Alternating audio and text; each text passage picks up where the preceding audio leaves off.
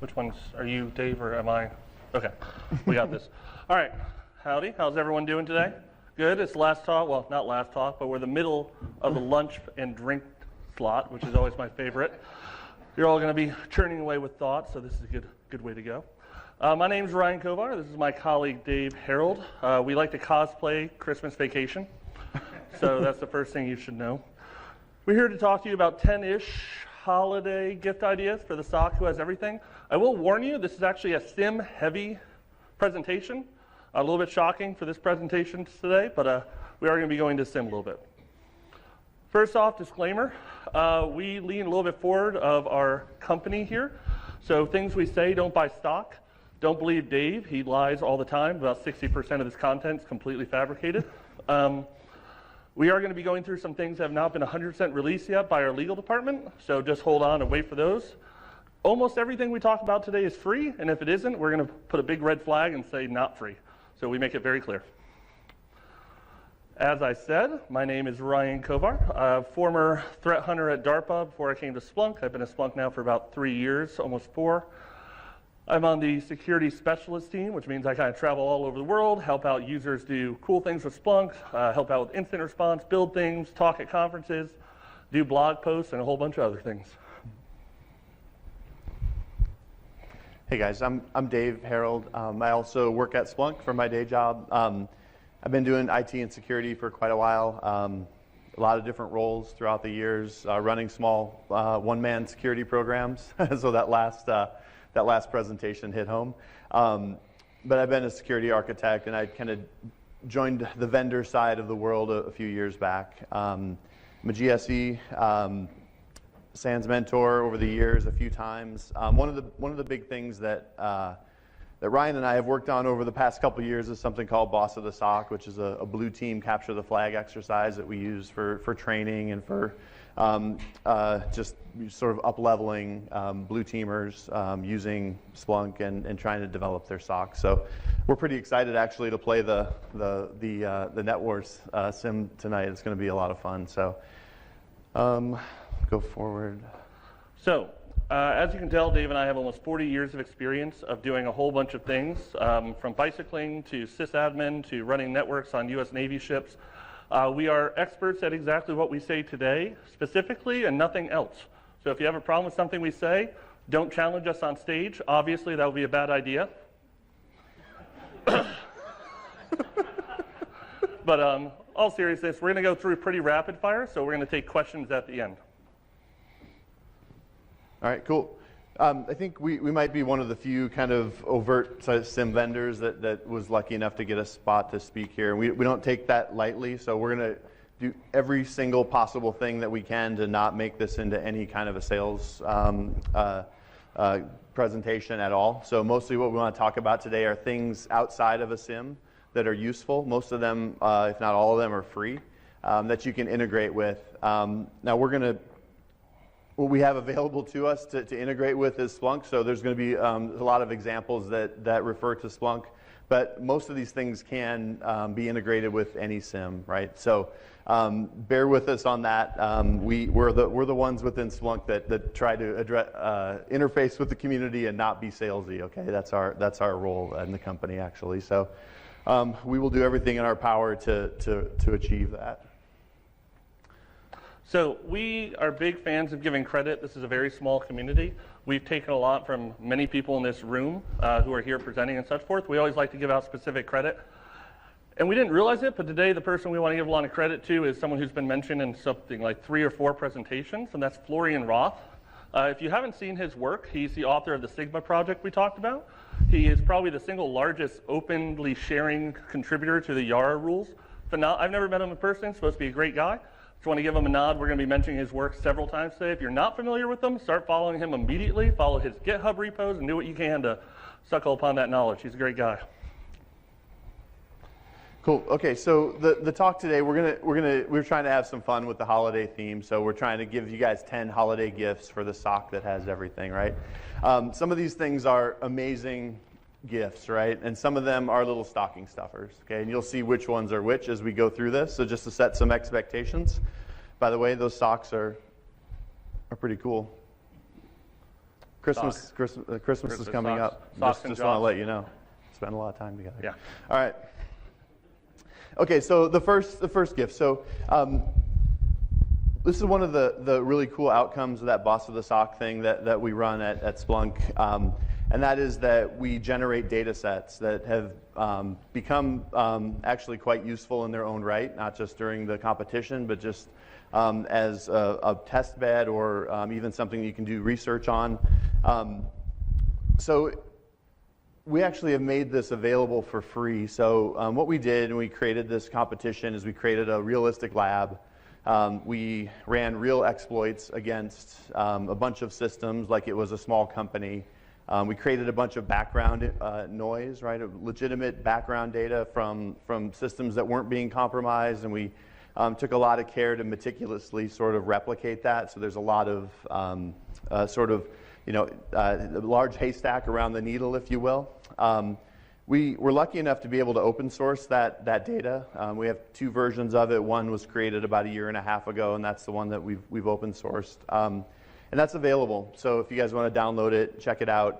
You can download it as something that's easy to search in Splunk right away without much work, or you can download it as JSON or CSV. We've got a lot of friends using this already in different machine learning platforms and all sorts of different ways, kind of looking at this data, using it for like testing machine learning and that sort of thing. So what is this data? It's realistic attack data, like I said, realistic background noise. We have like 20-some different data types in there. It's very heavy on sysmon, so there's a ton of sysmon data in there. There's a lot of things like just regular Windows events, registry changes, wire data.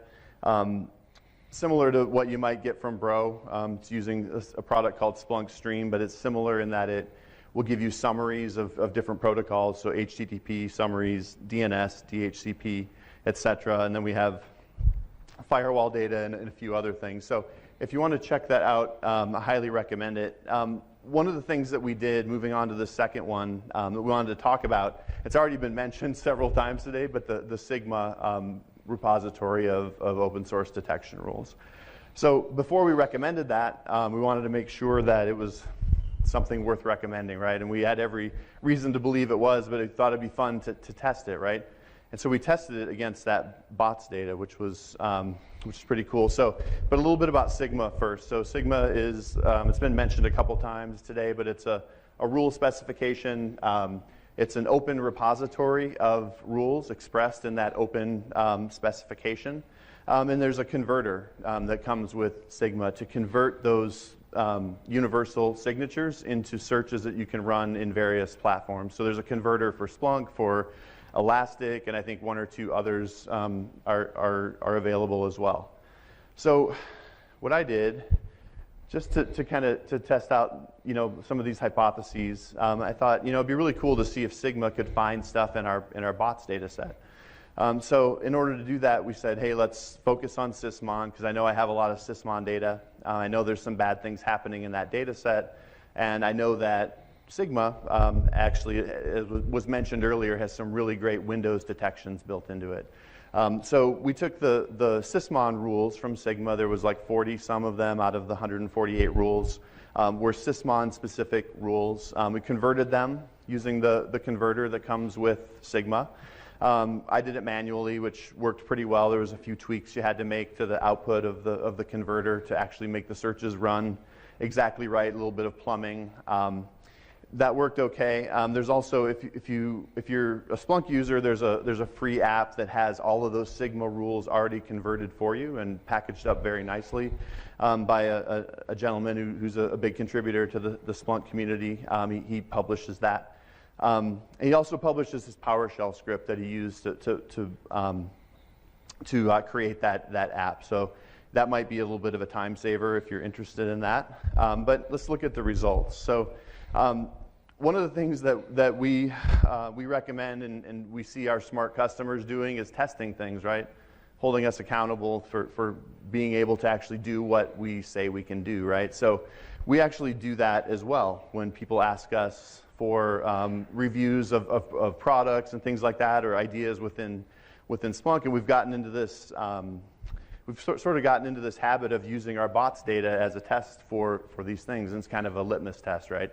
If you can find the badness in the bots data, then it's probably a good thing. If you can't, if this thing that purports to find badness can't find something in that data set, then it doesn't pass that gate, right? So it was really cool. Sigma found all kinds of stuff in our bots data set. It found one of the big scenarios is a macro, an Office macro that's running some malicious commands.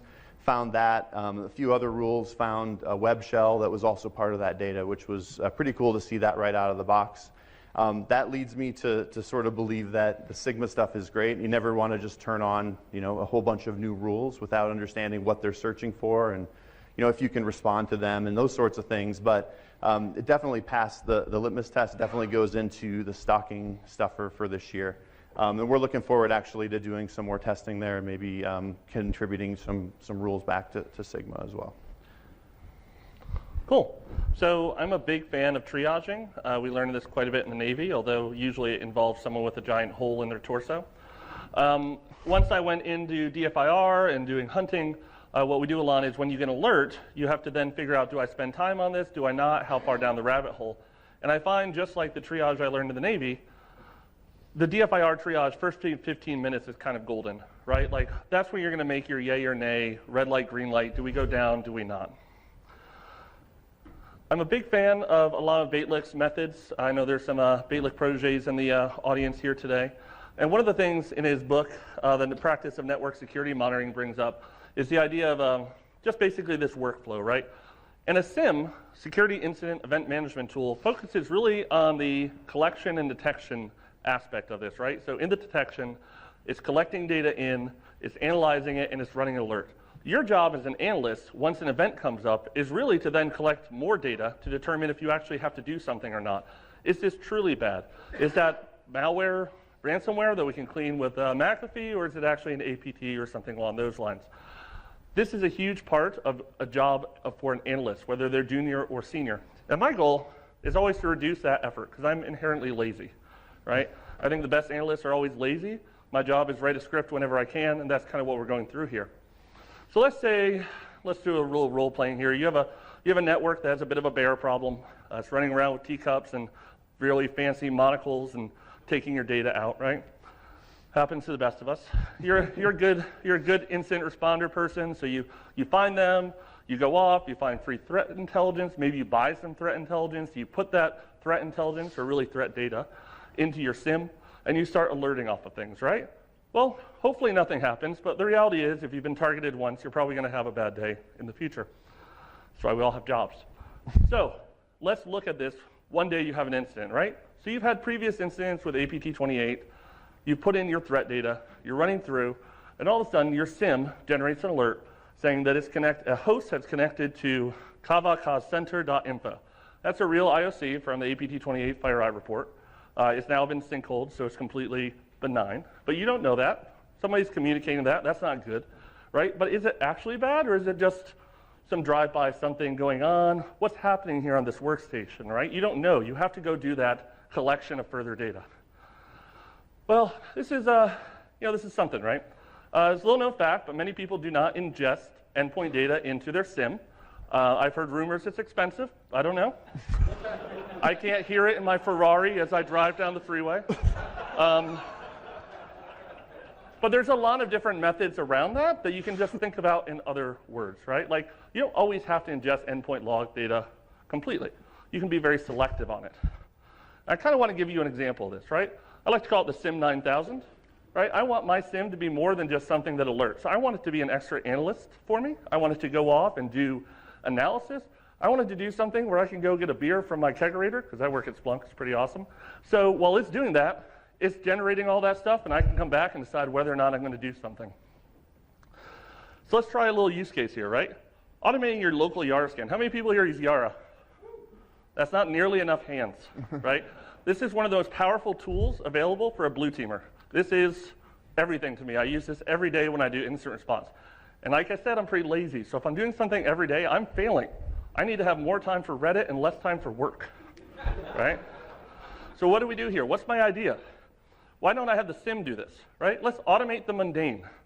right? If the first thing I do after an incident happens is run an appropriate Yara signature on that host, why am I doing that? I paid a shit ton of money for a computer, right? Let's see what that looks like.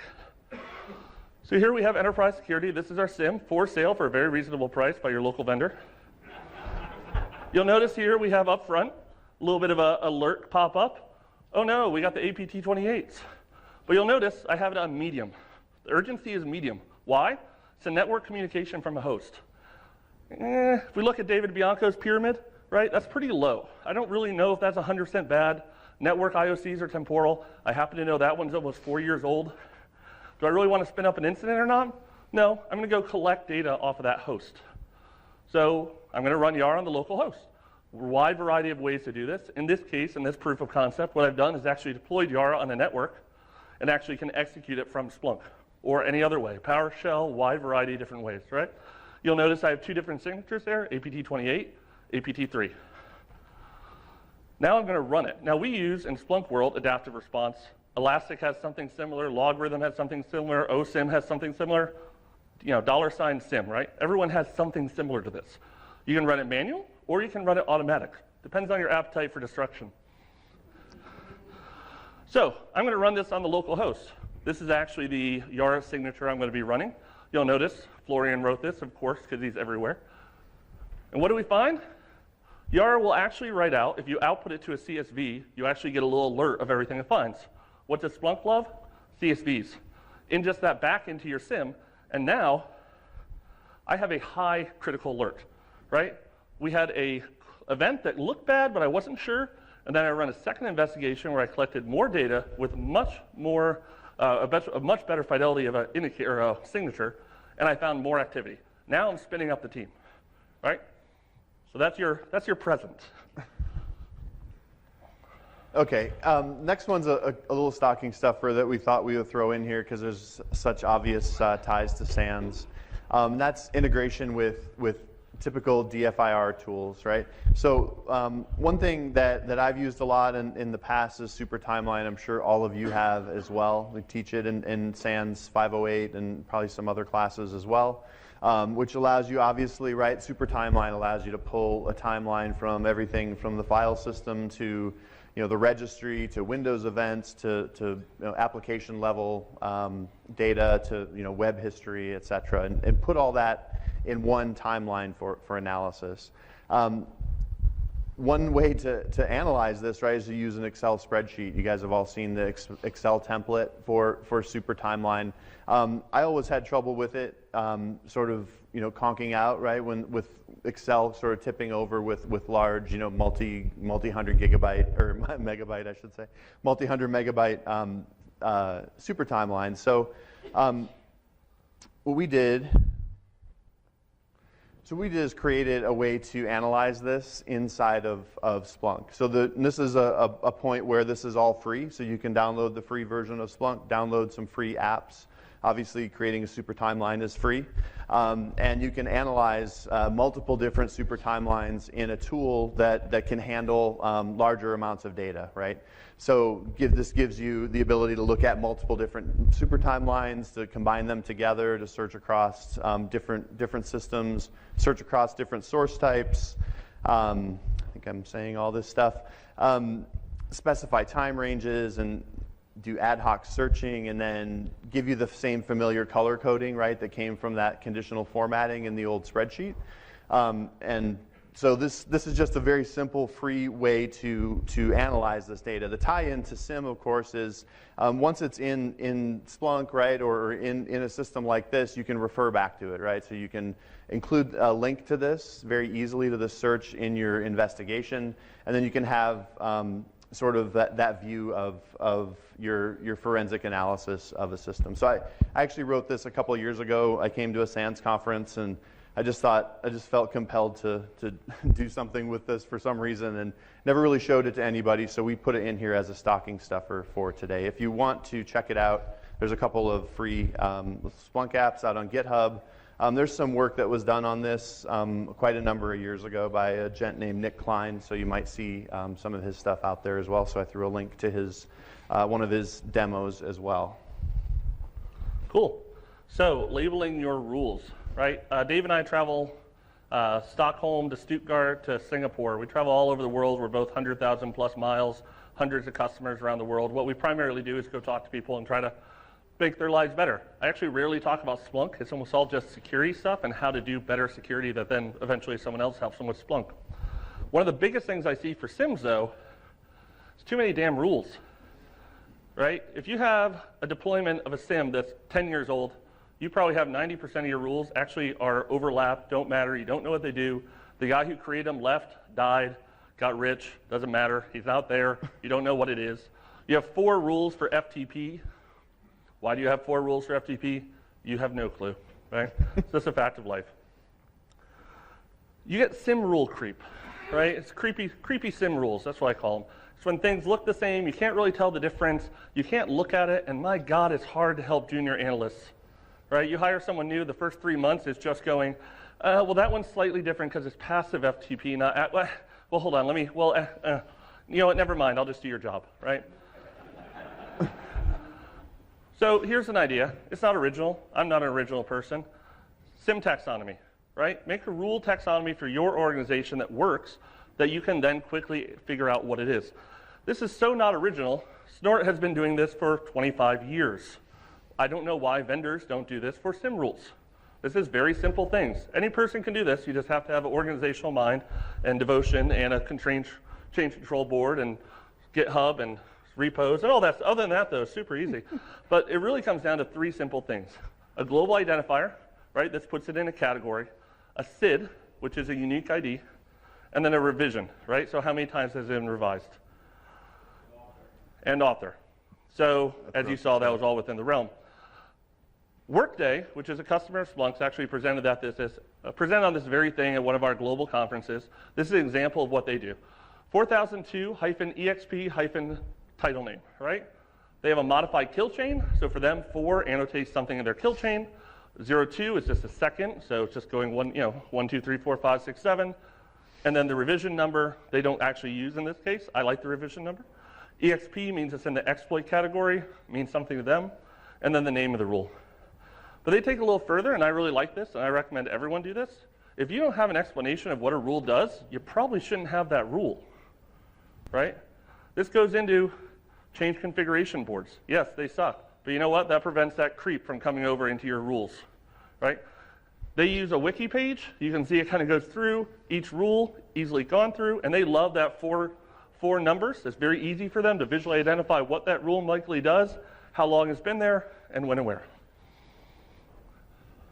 Those guys do some cool stuff too. Just on that last one, they measure really closely their false positive rates as well, and then they correlate that back with changes. So then after a change is made, they can see has our false positive rate gone up or gone down, and use that to ultimately write better rules. So they're pretty cool, advanced organization.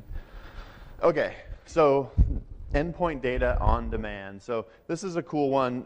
This one is a little bit on the edge just because it's not available today, but it was so exciting to us that we wanted to include it. One of the things that we always have people asking us is, hey, right from my SIEM, I want to be able to reach out and pull data off of an endpoint. I want to understand who's logged in or what processes are running or what files exist on that system or what have you. And we've never had a fantastic answer to that, and so we rely on, say, hey, well, there's commercial tools that you can get. You can try to use something like OSQuery, for example. And just recently, as a result of a hackathon, we saw this really cool result, so we thought we'd share it with you guys. So I'm sure you know what OSQuery is, right? It's an agent that you can run on your endpoints. It supports Windows and Mac and Linux. It allows you to literally pull everything from fan speeds to patches to installed files, users, groups, really any characteristic of a machine almost, it seems, you can pull from pull using OSQuery, right? And we've used this for a long time, and a lot of folks use OSQuery. It's mostly developed by Facebook and pushed by Facebook. They put a huge amount of investment into it. And we've always been able to basically say, okay, you can install these agents on a machine, you can run some queries over time, you can log those results, you can send them wherever you want. If it's in our world, you'd use our universal forwarder. to send to Splunk and do your analysis. And we do this exact thing a lot. If anybody ever gets a chance to play our bots game, we do this exact thing quite a bit in our version 2 of the game. And there's an app out there that supports that, but that's not what we're here to talk about. We're here to talk about something that's cooler. It's on layaway, unfortunately, so and also see the disclaimer, but we have a good reason to believe this is going to see the light of day and be free-ish. So we're pretty stoked. So basically what we've done is created this ability for OSQuery clients to connect into Splunk and send all their results to Splunk as though Splunk were an OSQuery server, if you will. And so like this is just showing some different systems that are connected,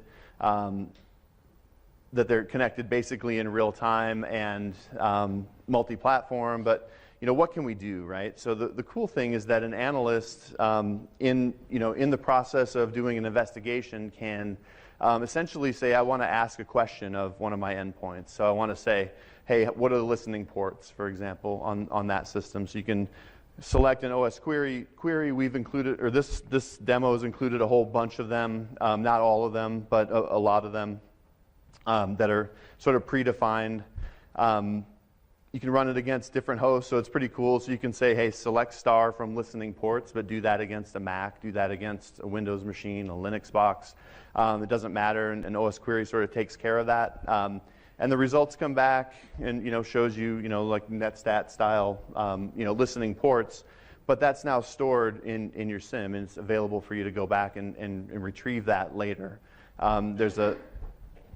There's a query ID that you can use and add that to your investigation. You can click back and say, hey, when my analyst asked that question of that endpoint, here were the results back in time.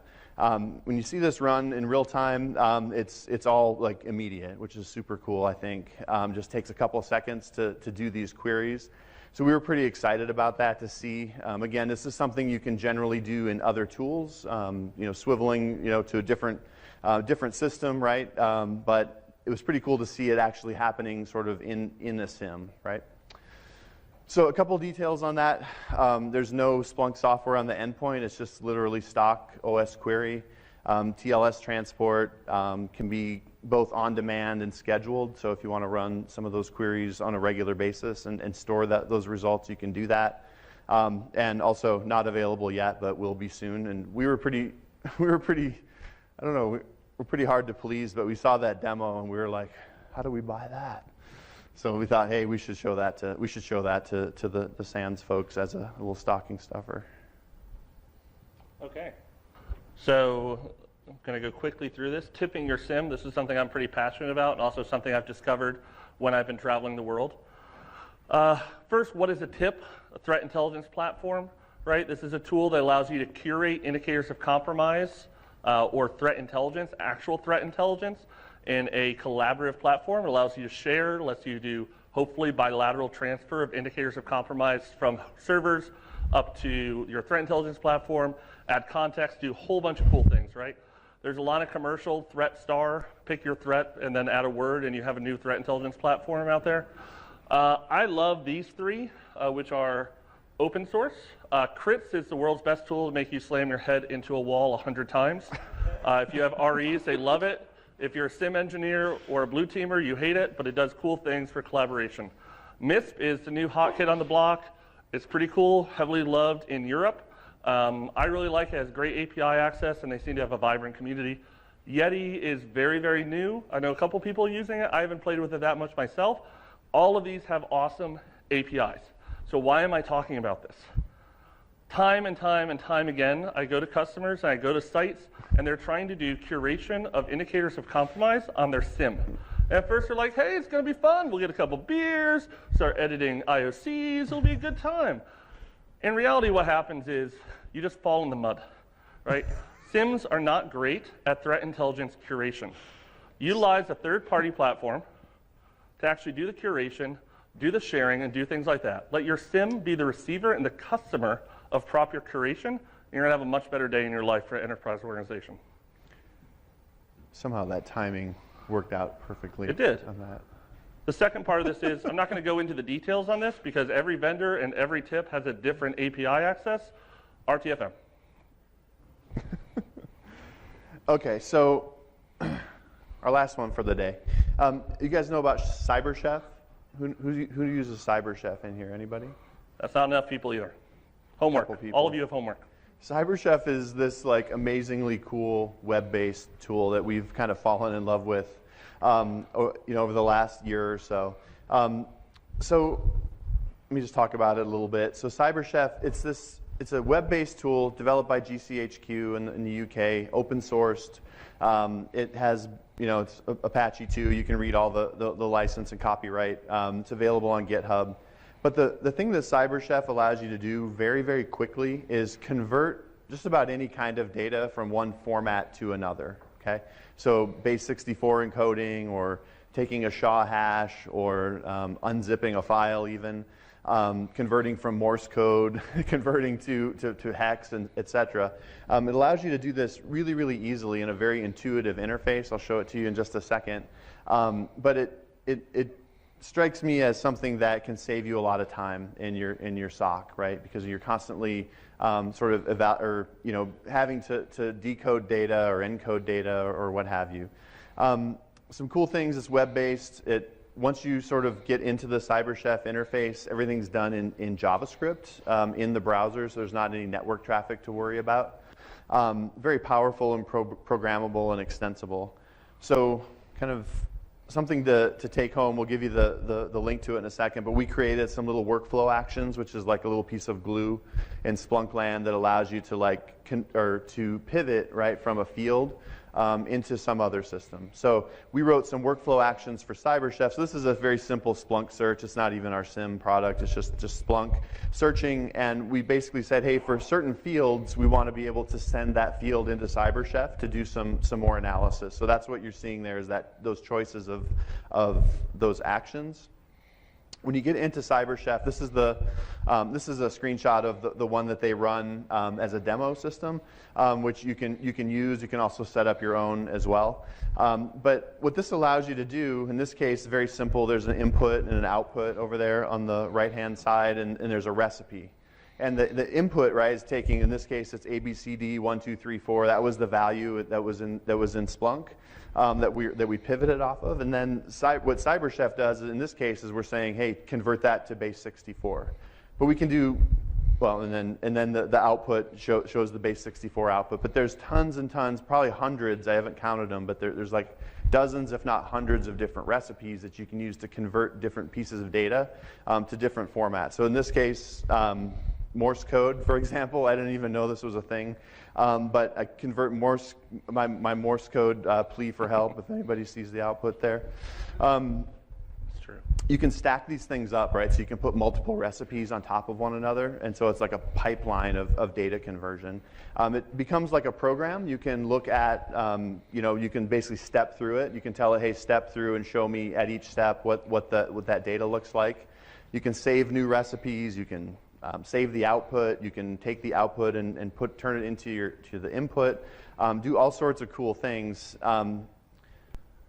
A brief list of those is here. So this is literally just a small list of all the different things you can do. But I love it because I'm constantly like copying things out of my searches and like pasting it into like OpenSSL or something like that, right? To do like different sort of data conversions. And the more of those that I can standardize and just do within my SIEM, then I'm winning, right? And so this is just a quick list of a few of those. I won't read them off, but very, very powerful tool. Here's some links to the CyberChef stuff.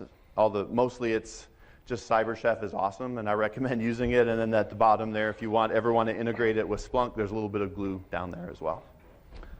Cool. So we literally have 50 seconds left because we're greedy and we took all 35 minutes for just us. The whole point of this talk was SIMspiration, right? A lot of different ideas to pull into your SIEM. Doesn't matter, $SIEM. We use Splunk because that's who pays my bills. But you can use whatever. The important thing that I want you to get out of this talk is that SIEM should be the center for your analytical world, right? If you're just using it for incident events, you're going to have a lot of software you paid a lot of money for. You're not getting a lot of use out of it. If you have a global SOC, and you're trying to do collaborative work, it gets really hard really fast. Add in third-party integrations, automate the mundane. To Doug's point earlier, right? Supercharge your bicycle. Think harder, be lazy. Let's just go with that because I'm running out of steam. I'm Ryan Kovar. This is Dave Harold. We're going to post up the slides really fast. If you have questions, we're going to be here all week or for the next 2 days. Feel free to ask them then. Thank you very much.